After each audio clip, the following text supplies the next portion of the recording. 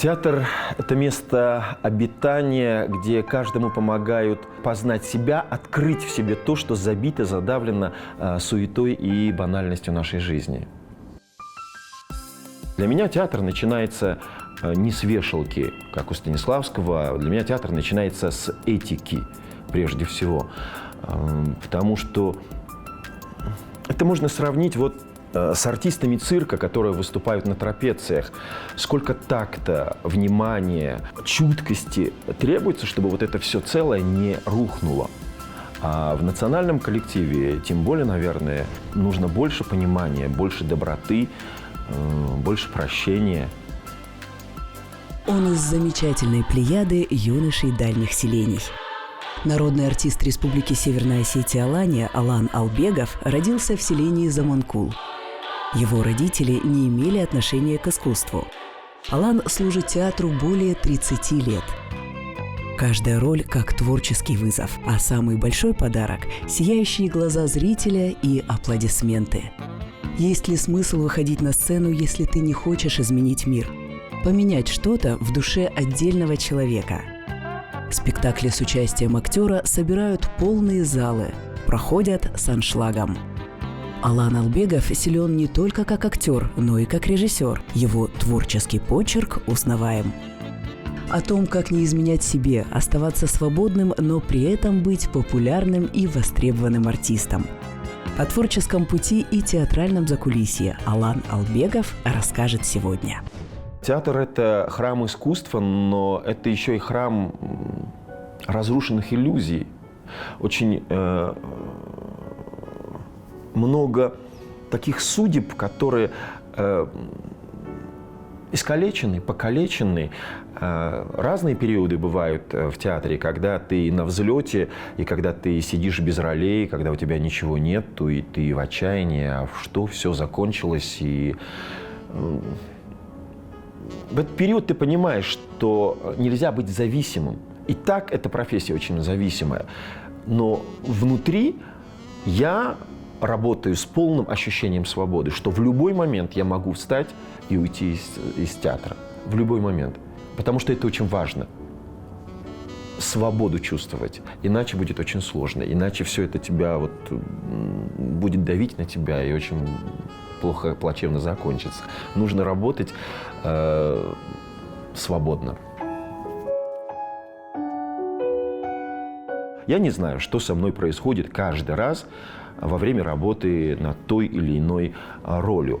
Театр – это множественность идей, это множественность характеров, эмоций, амбиций.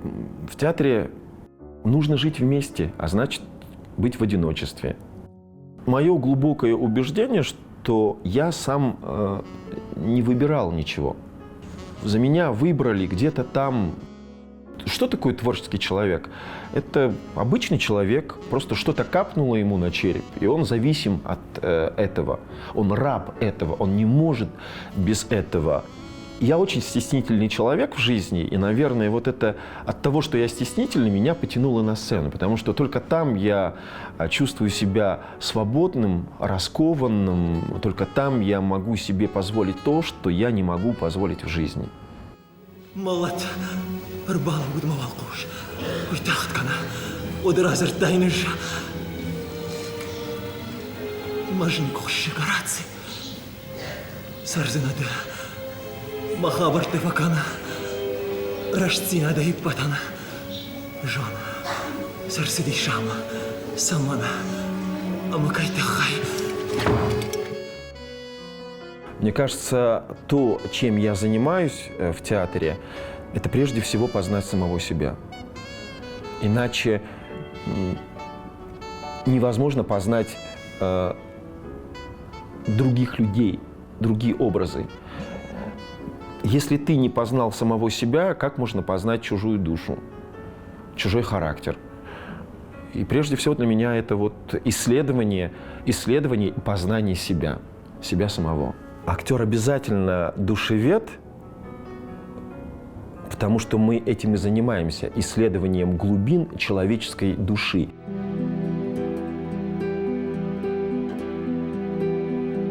Алан Албегов – это актер, который умеет правильно распределять свои силы. Вот репетиционная дистанция, она длинная, и есть актеры, которые на первых репетициях, на первых порах, они показывают все, что могут, и потом за ними дальше не так интересно наблюдать. А это человек, который знает, что завтра еще репетиционный период, надо прибавлять потихоньку.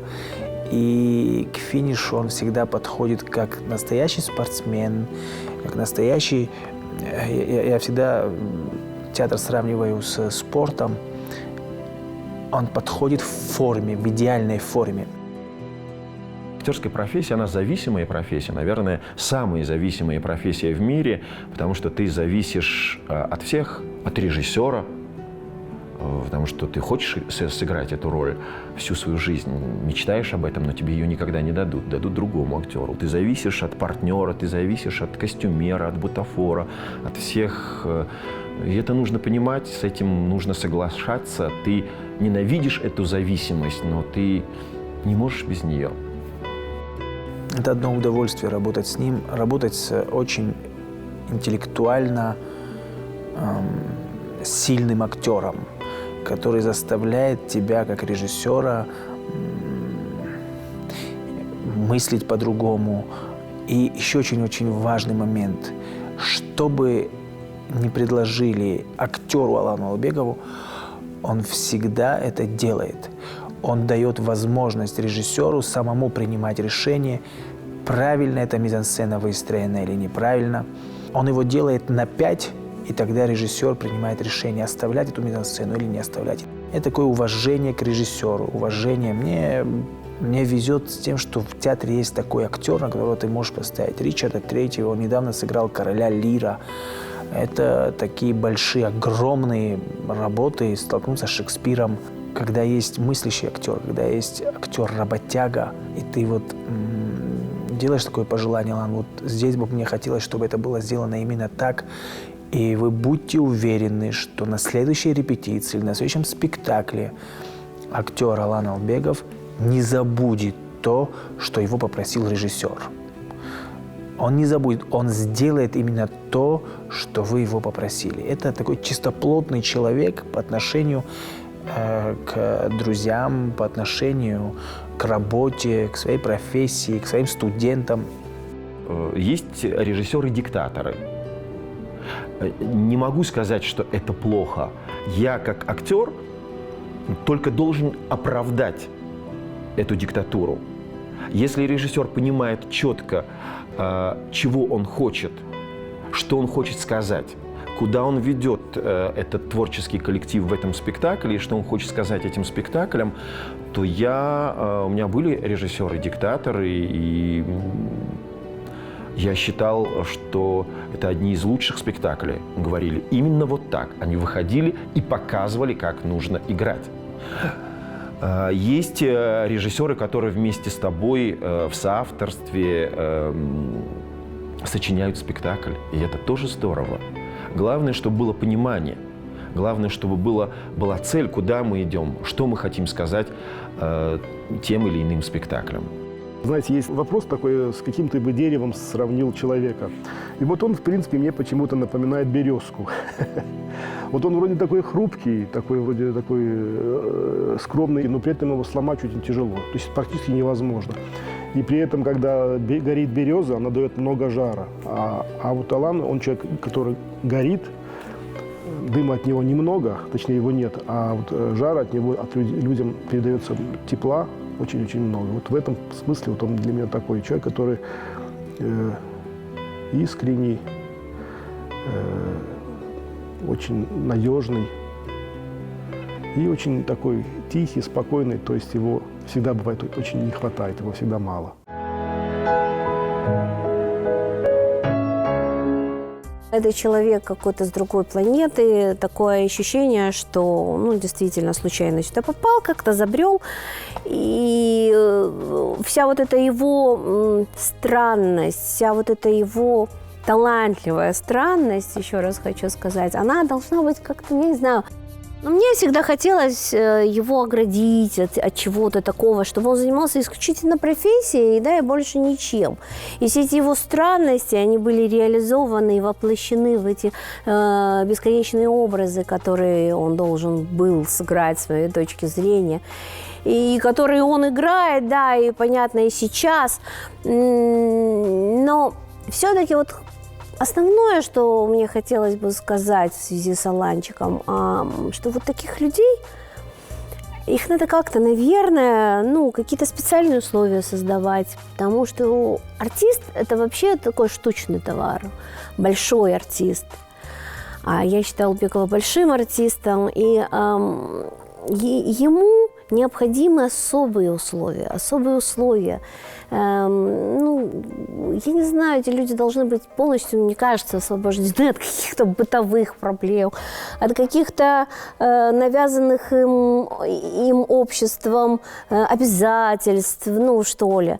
То есть, мне кажется, если вот человек Богом поцелован, и он должен этот дар нести, развивать, и он же его отдает людям тоже. Он же его не себе оставляет, он его отдает людям, а люди, в свою очередь, общество должно создавать ему какие-то вот очень благоприятные условия для его роста, для того, чтобы он ни на что не отвлекался. В принципе, это мои какие-то такие грезы, может быть, мечты, но мне кажется, что если бы такие условия были созданы, то артист, с большой буквы артист, я сейчас имею в виду и Албегова, и многих других, которых я знаю, артистов больших, и, может быть, больше себя реализовали, больше бы успели сделать и качественнее, не отвлекаясь вот на все эти вот какие-то внешние моменты и обязательства. Поэтому Аланчик с этим справляется, он очень хорошо справляется. Но в нем вот такое качество, как человек, который всегда готов работать. Всегда он на каком-то таком вот, на изготовке такой. Ощущение такое, что ему сказать, нужно вот это сыграть, он моментально это сделает. Вот просто как такое качество просто хорошее очень. Если бы меня спросили, каким должен быть осетин, который занимается творческой деятельностью, который несет культуру твоего народа, я бы, наверное, сказал Алан Албегов. У меня в роду, в семье никогда не было творческих людей. Никто никогда и предположить не мог, что я могу выбрать театр, театральную профессию, стать актером. Хотя это вот было со мной всегда. Я всегда знал, что я буду в театре. Откуда я знал, я не знаю, откуда я это знал.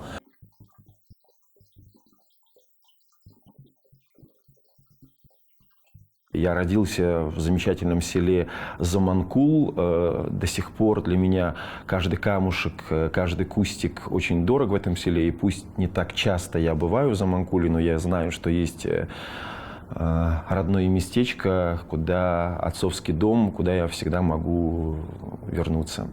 Конечно, у сельского ребенка, у сельского мальчика не так много возможностей было посещать какие-то спортивные секции, кружки. Единственное место, куда мы ходили, это был сельский клуб. Родители мои работали в школе, мама учительница, папа завхоз.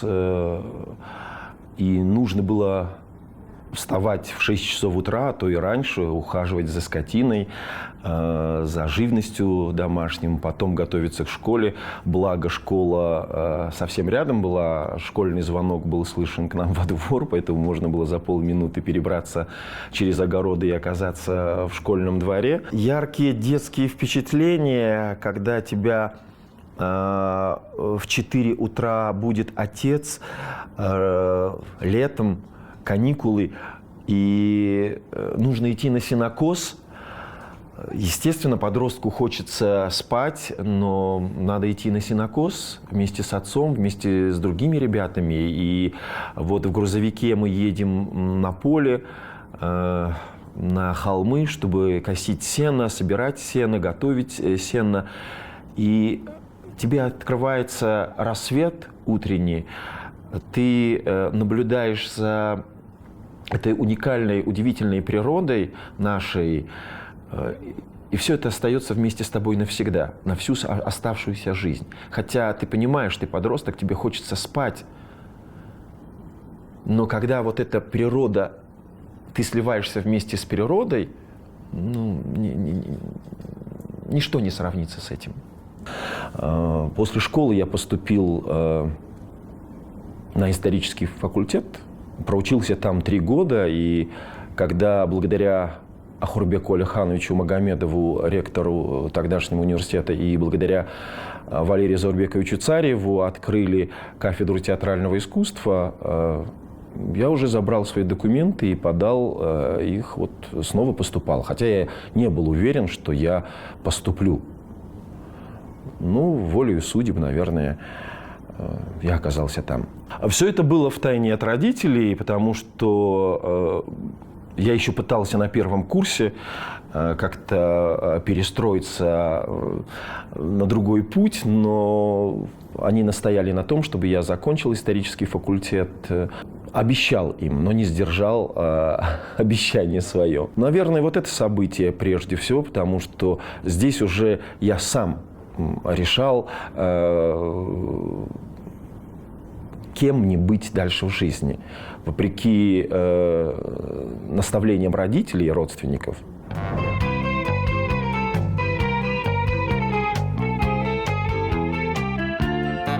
Наверное, для каждого студента актерского отделения это особый мир, не похожий ни на какой. Ни на историческом факультете, ни на математическом факультете, ни на юридическом факультете. Ты приходишь на факультет в 9 часов утра и уходишь далеко за полночь. Требует особой работоспособности. Никто никогда не понимал, что мы там делаем, чем мы там занимаемся. Но мы возились, что-то пытались исследовать, понять себя, зачем мы этим занимаемся, чего мы хотим сказать. Незабываемые дни, конечно, тяжелое время было, это были 90-е годы, но даже в 90-х годах нас умудрились отправить на стажировку в театральный институт имени Щукина, и мы проходили там стажировку, возвратились оттуда, продолжили учебу, закрыли сессию, и так все 4 года все проходило в исследовании, в познании себя. Его актерское мастерство, оно поражает до глубины души на самом деле. Когда смотрел еще «Калигулу» давным-давно очень, это не Алан Албегов, это настоящий Калигула, страшный, кровавый такой весь. Всегда это работа на износ, вот, на какой-то такой вот грани, что вот-вот и сорвется, вот-вот и сорвется. Но держится, такой накал всегда бывает. Это удивительно. Мы с ним работали в спектакле «Нет войне». И если говорить еще и о партнерской работе, то это просто замечательный партнер, просто превосходный. Он чувствует тебя, он чувствует твое настроение, состояние твое. Если нужно поймать твое состояние, он ловит его, входит в это состояние. Сам тебя может вывести на определенный градус хорошего состояния. То есть вот, все прекрасно в этом человеке.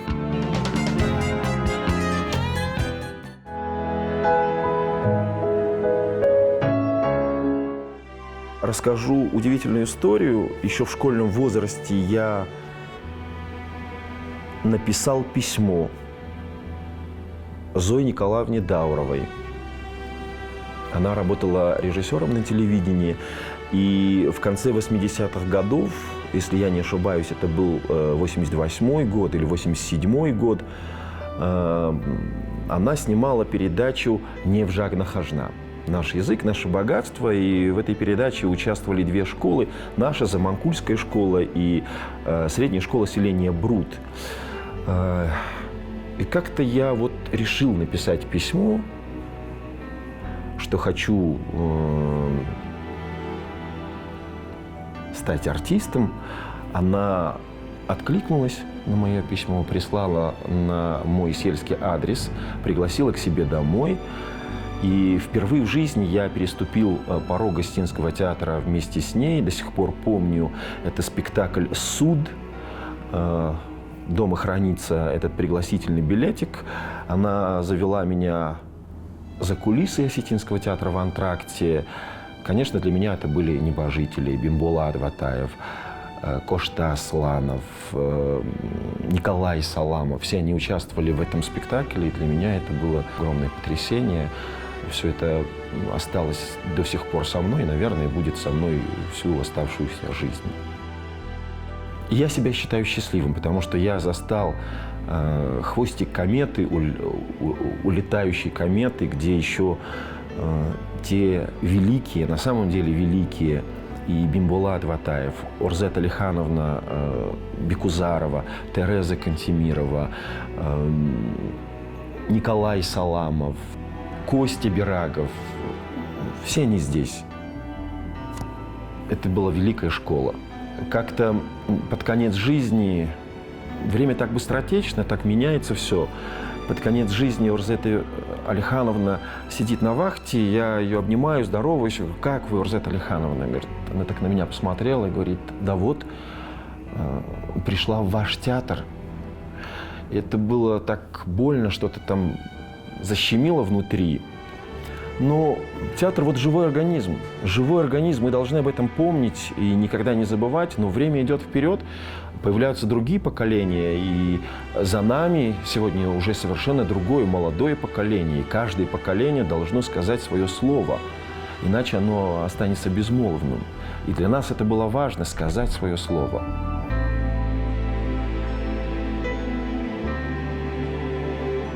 Нашей дипломной работой при выпуске была пьеса по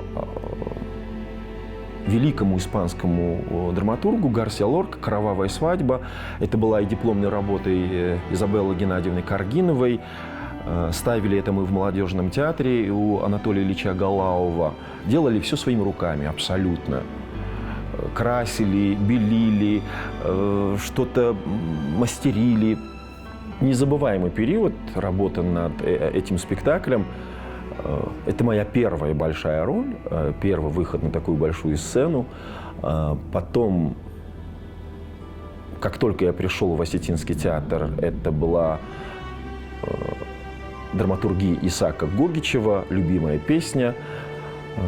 Не сразу, конечно, меня заметили, абсолютно не сразу. Мы были такой молодежной компанией своей, и рядом с нами были старшие, и Роза Цирихова, и Кошта Асланов, и Бекшолтан Тулатов, Лактимир Затиев.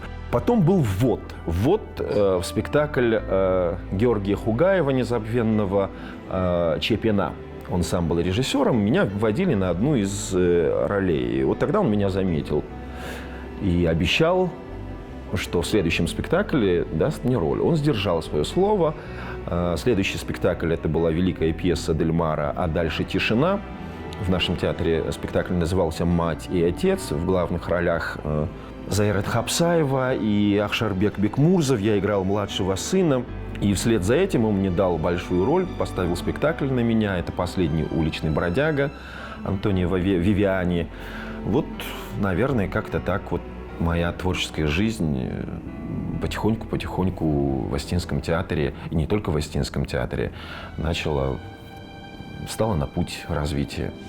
Алану 50 лет, он сыграл Гамлета, он играл в «Ромео и Джульетте», играл монаха, он сыграл Ричарда, он сыграл Лира.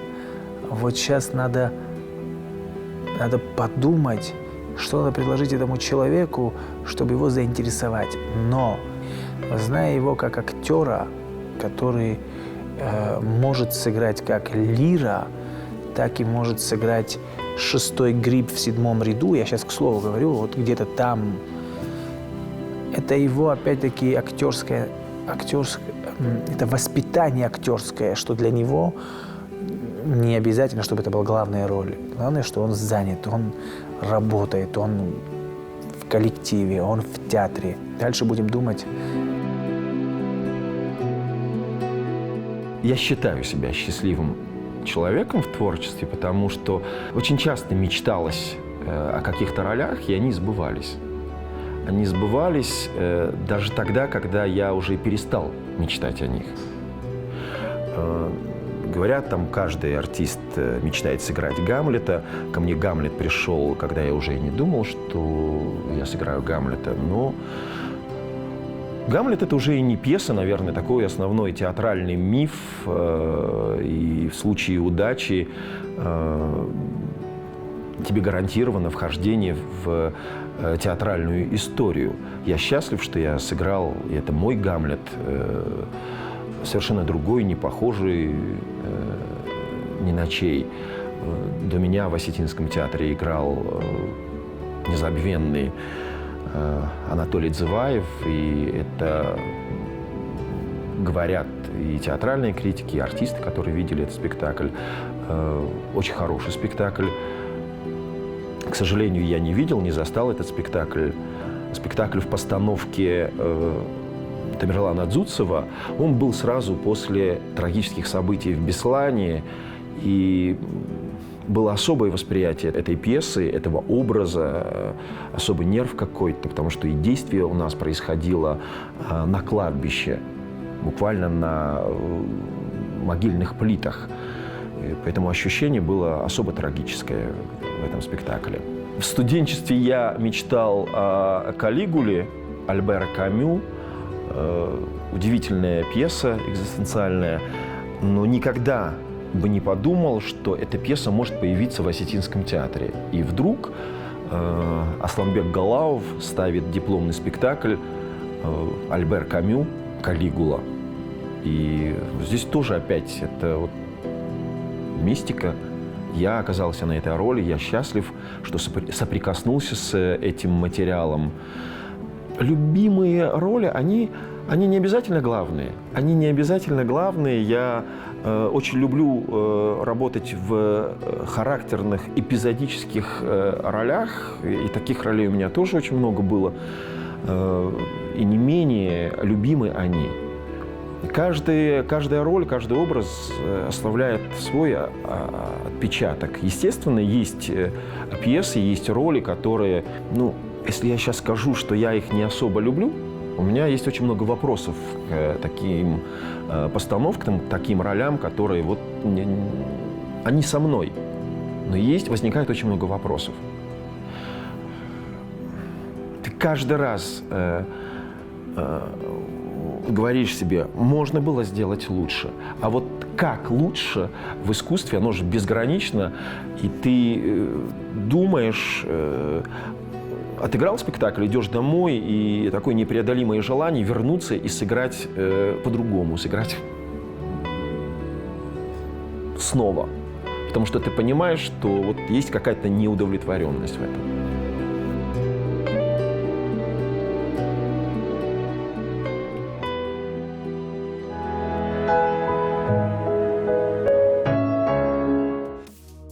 Я никогда не думал, что я могу быть педагогом, кого-то чему-то научить. Мне кажется, в нашей профессии есть нечто, чему нельзя научить. Можно только подвести к творческому развитию. Я не могу научить их создавать роли. Я могу научить определенным творческим профессиональным навыкам, которые помогут этим молодым ребятам потом делать то, чему я не могу научить. В масштабах всего мира, мне кажется, что артистов везде учат одинаково. Просто в идеале каждому помогают создать свою схему, свою. Если спросить меня, чему научили меня мои удивительные педагоги, я отвечу так: ничему. Они дали мне возможность по-своему посмотреть на окружающий мир. Они дали мне возможность по-своему посмотреть на профессию, по-своему относиться к людям, по-своему смотреть на свой любимый город. Вот этому они меня научили, по-своему. Они не сделали из меня там еще одного Николая Саламова или Анатолия Дзываева. Нет, они оставили мне меня самого. И это самое главное в профессии. Для меня в общении с этими молодыми ребятами вот важно раскрыть их сущность, раскрыть их самих, их индивидуальность. Вот это главное, наверное. Не сделать из них еще кого-то, похожего на кого-то. И всегда вам говорю, не подражайте никому, вы неповторимы. Вы не похожи ни на кого. Ищите свой внутренний мир. Открывайтесь миру. Проходя мимо кафедры актерского мастерства, я вот слышал иногда краем уха всю эту кухню на тему актерского мастерства, и мне было так интересно все это понаблюдать.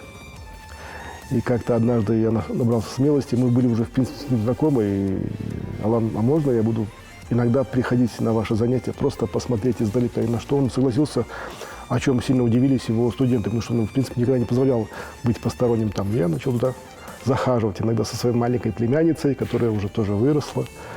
Вот. И вот так вот мы и сдружились. Было очень интересно наблюдать за его работой. Как говорят, если хочешь найти хорошего учителя, ищи неравнодушного. Вот он был абсолютно неравнодушный человек к своим ученикам. То есть он за них переживал, он горел. Алан Исламович говорит по радио. Я его первая студентка, он мой первый педагог.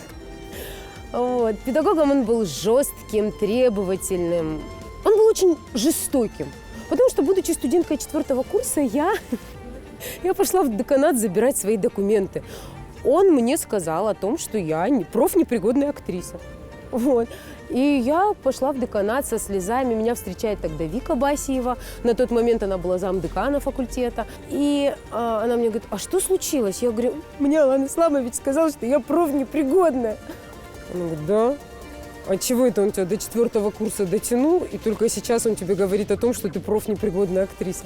Вы знаете, я задумалась и думаю, а правда, что это он меня до 4-го курса-то терпел? Ну, в общем, а так не знаю, чем бы я закончила свою карьеру. Я была очень решительно настроена, знаете, чтобы забрать документы свои, потому что он был очень убедителен, ведь актер-то потрясающий. Понимаете, мы ходили на его спектакли, будучи студентами, мы влюблялись в него, в каждый его образ, в каждую его роль. И я такая вся влюбленная, окрыленная, прихожу на пару, и сразу начиналось: Алена, это не профессионально. Заходить и начинать говорить педагог. В общем, там было не важно, что было непрофессионально. Ему главное было нас критиковать. Не знаю почему. Ну, потому что он был жестоким. Сейчас, конечно же, мы понимаем, что это нам во благо. Потому что мы благодаря этой жестокости стали артистами. Все, каждый из нас. Ну и, знаете, по большому счету, ведь педагогическое же образование может дать, ну, почти каждый педагог. Но вот научить быть людьми и оставаться честными, и в первую очередь Алан Исламович всегда говорил оставаться честными перед самими собой. Вот. И еще, конечно, я, безусловно, благодарна Алану Исламовичу за то, что он научил нас любить профессию. Мы все одержимы этой профессией. Он-то и сам был всегда одержим, и нас этому научил. Очень благодарна за то, что я сейчас не работаю в театре, а я служу театру. И это его заслуга. Это он нас научил служить театру, служить в храме искусств. Кафедра театрального искусства, которая появилась, открыли 30 лет назад Валерий Заурбекович и Ахурбек Алиханович, не все верили тогда. Очень многие говорили, зачем нам нужна эта кафедра, кого мы будем готовить, а кто будет готовить. Жизнь, история и время показало, что сегодня 30% всех актеров наших театров, они выпускники факультета искусств, они выпускники кафедры театрального искусства. У нас есть свои выпускники, лауреаты Государственной премии Российской Федерации в области литературы и искусства. У нас есть свои номинанты на «Золотую маску», дважды номинанты. У нас есть своя лауреат Каннского фестиваля. Я уже не говорю о тех замечательных артистах русского, осетинского, театра Шаби, конно-драматического театра Нарты. Во всех театрах нашей республики, не только нашей республики, но и по Кавказу, и по всей России служат наши выпускники. И я очень благодарен Алану Кокаеву и Махарбеку Хазбиевичу Хадарцеву, которые в трудную минуту поддержали кафедру, потому что кафедра была на грани закрытия, потому что Москва не выделяла бюджетные места. Обучение коммерческое очень дорогое. Оно самое дорогое на сегодняшний день в университете. И Махарбек Хазбиевич взял на себя такую ответственность. Он оплатил обучение 2 года подряд 15 замечательным мальчикам и девочкам, которые сегодня обучаются у нас на факультете, воспитываются. И в будущем, я уверен, что многие из них переступят порог осетинского театра. И не только осетинского театра. Они занимаются осетинским языком, сохранением культуры и языка. И я надеюсь и уверен, что в будущем мы услышим о них. Всегда есть какой-то политез, а есть искренность и правда. И на самом деле Алан – это тот человек, к которому относятся все публично точно так же, как и вне его присутствия. Это тоже подчеркивает его положительные, большие положительные качества. Я на самом деле не устану, наверное, его хвалить, потому что судьба свела, и мы проекты много вместе делали, и делаем, и дай бог, наверное, будем делать, очень бы хотелось. И делимся какими-то впечатлениями, обсуждаем. Сегодня уже как, так скажем, соратники, как товарищи, как коллеги. И могу сказать, что это родственная душа для меня. И вот проект, допустим, который мы вместе осуществляли благодаря Махарбеку Хадарцеву, это поддержка наших студентов и специальные курсы, которыми руководит Алан Албегов. Могу честно вам сказать, что эти проекты были созданы конкретно под Алана Албегова, потому что если бы не было такого заведующего кафедры, если бы не было такого локомотива, то я бы лично не синициировал такую историю, потому что я бы не знал, кому ее поручить и доверить. Профессионал, человек, поэтому если есть такие наставники, если есть такие профессионалы, то уверен, что будущее впереди, и студенты будут впитывать правильную историю. Радио – это моя вторая любовь. Всегда в моем сердце эти эфиры, радиоэфиры, утренние, 7-часовые, обеденные, вечерние, праздничные. Никогда не забуду, как 1 января к 10 часам утра весь город отдыхает в тишине, и ты один идешь в Дом радио проводить эфир утренний 10-часовой. Ни с чем это, наверное, не сравнить, когда ты только своим голосом создаешь образ, только своим голосом ты привлекаешь слушателя, и твоя задача сделать так, чтобы радиослушатель не переключился на другую радиостанцию, а остался с тобой. Для меня это вот неповторимая, удивительная школа, в том числе и актерская школа.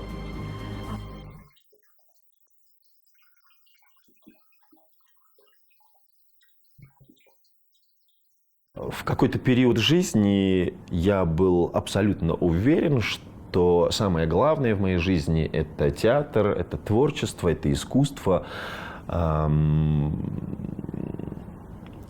Я был убежденным холостяком в какой-то период жизни. Не знаю даже, с чем это связано и почему я так считал. Сегодня я считаю, что самое главное в жизни – это жизнь, это семья, которую ты создаешь. Да, важно искусства, важен театр, но важнее семьи и важнее самой жизни, наверное, ничего нет. Это счастье, когда ты после спектакля возвращаешься домой, и не могу это объяснить, что это, но это счастье.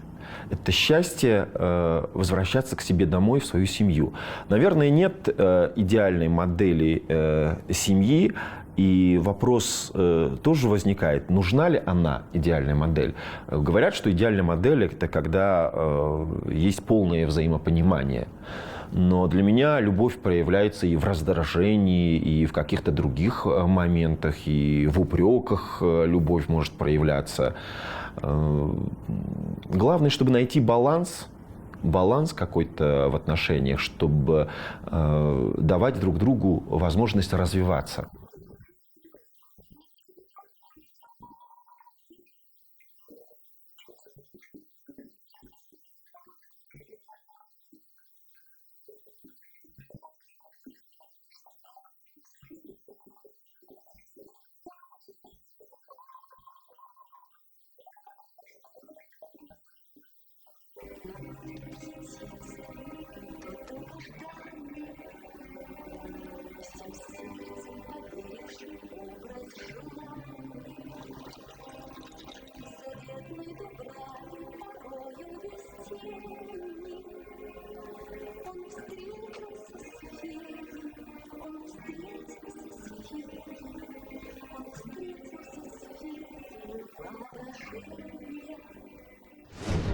Он крутой отец, я завидую его детям, которые обласканы, и у них дома тепло, и мама, и папа у них близкие друзья для детей, и при этом, наверное, может быть, даже и строгие руководители. Хотя я у них не так часто бываю, как он женился, его супруга Виктория нам иногда говорит: я думаю, что я вас распугала, когда я за него замуж вышла. А мы говорим: нет, нет, напротив, мы теперь видим, что он в надежных руках, и мы о нем не переживаем, поэтому редко бываем. Я не могу сказать, что женская красота – это внешняя физическая красота. Нет, она изнутри должна светиться. Красота внутренняя – это доброта, это забота, это внимание.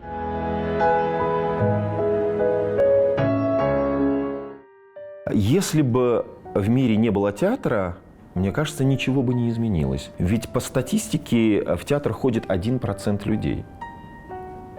Если я не ошибаюсь. Всего лишь 1% людей. Но когда-то Михаил Ром говорил, что у театра нет будущего, потому что кино развивается мощно и уверенно. Никто, наверное, сегодня не стал бы так безапелляционно говорить, потому что театр будет жить всегда. Театр остается, пожалуй, единственным местом, где человек может получить живую энергию. Каким он будет, это уже сложно мне сказать. В моем понимании театр будущего – это театр без микрофонов. Это где есть живая музыка на живых инструментах, живая человеческая речь и живые человеческие эмоции. Актеры будущего – это тоже такие высокотехнологичные артисты, высокопрофессиональные, которые могут играть все абсолютно, не только там Гамлеты, Дяди Вани, Вишневые сады и так далее, но театр будущего – это когда артист может импровизационно сыграть все, что угодно. В театре будущего для меня, например, все люди приходят в театр абсолютно без билета, а выходя из театра, у выхода стоят сосуды, куда они могут кинуть денежки, вот сколько хотят. Я очень рад, что в этом театре есть человек, на которого могут равняться молодые, которые могут смотреть, что такое. Вот о чем будет говорить время, то и будем ставить. И, безусловно, без Алана театру никуда. Полностью отдаваться работе. Человек, который никогда не скажет: я сегодня не могу, я болею. Он Он так стесняясь может сказать, что мне плохо. Просто никто не знает, что такое большие репетиционные периоды, когда он, и за ним очень интересно наблюдать, когда он выстраивает свою линию с тобой вместе, он выстраивает. В общем, безумно люблю этого человека и дорожу им очень сильно. Потрясающий человек, педагог замечательный, актер великий. Ну, вот сейчас очень громкие премьеры, и никак не получается сходить, попасть, но очень хочется. Я желаю ему дальнейших сил, я желаю ему вдохновения, я желаю ему, чтобы он как можно больше и чаще отрывался от земли и парил, потому что в нем столько воздуха, в нем столько таланта. А талант для меня – это все-таки воздушная стихия, которая отрывает от земли. И я желаю ему чаще расправлять крылья и парить, парить, парить. Сцена такое уникальное место, когда говорят лечит, театр лечит, сцена лечит, да, пока на себе это не испытаешь, невозможно понять, что это такое. Вечером у меня спектакль, главная роль в «Бродяге», где я танцую, прыгаю, какие-то кульбиты, кувырки. Я нагнулся в ванную, что-то постирать там, и все, не могу больше разогнуться. Не могу, просто физически не могу разогнуться. Я на четвереньках доползаю до дивана, звоню заведующей труппой, прошу отменить спектакль, потому что я не в состоянии. Она мне говорит, что билеты проданы, спектакль невозможно отменить. Аслан Тигиев вышел из больницы, выйдет специально, чтобы играть этот спектакль. Он лежал в больнице на тот момент. Говорит, как невозможно? Я не могу объяснить, что не могу разогнуться. Все. Я вот буквально по каким-то мелким шажкам добираюсь до театра. Я не могу объяснить, каким образом я отыграл спектакль. И после спектакля билетерша подходит ко мне: Алан, вы так играли, как никогда. Объяснить это невозможно. И обратно домой я также доковылял, еле доковылял. Место силы.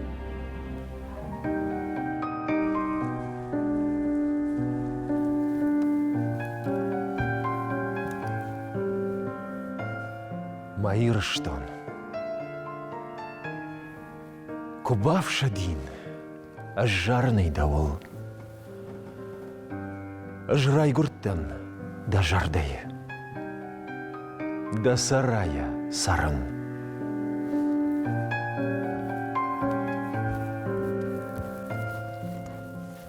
Дыман гыция ушабия. Ма авдан уштай. Кума рвштая хорма. Кутта кабул. Фыштай. Маирштон. Далакытта набавштон. Шаттын. Ажрайгурттан да жардае. Мажардадын. Даттын. Мажардадын. Даттын.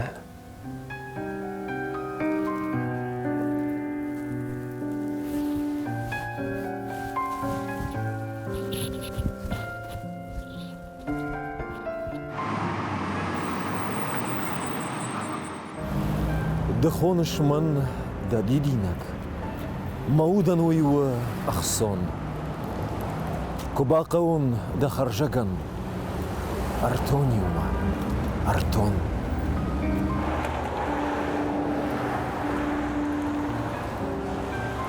Маирштон. Далакатта набафштон. Шаттын. Набафштон. Шаттын. Ажрайгурттан да жардай. Мажардадын. Даттын. Мажардадын.